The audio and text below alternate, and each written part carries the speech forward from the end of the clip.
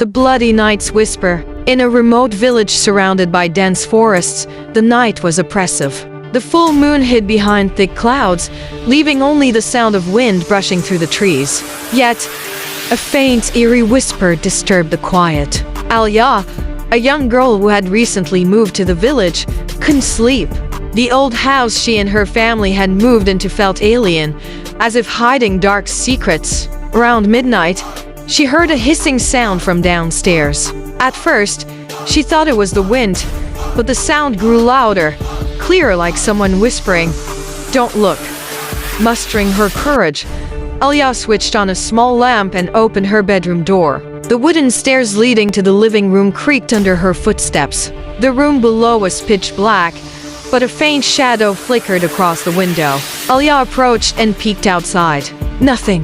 When she turned back, an old woman in a tattered white dress stood at the bottom of the stairs. Her tangled hair covered her face, and she stood with her back to Alia. Frozen with fear, Alia watched as the woman raised a hand and pointed to the floor. Trembling, Alia followed the direction of her gesture.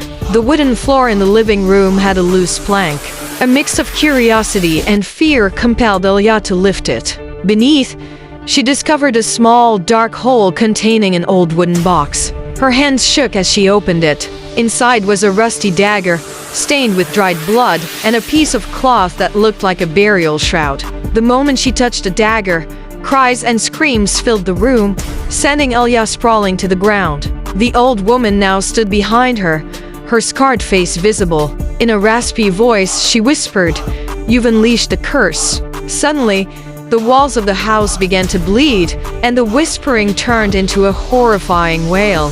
Alia ran back to her room, but the door slammed shut on its own. In her bedroom mirror, she saw the reflection of the old woman approaching, holding the same cursed dagger. The next morning, villagers found the house abandoned. The living room floor was scratched and smeared with fresh blood. No one knew what happened to Alia or her family, but every night, the same whispering could be heard throughout the village, as if searching for its next victim.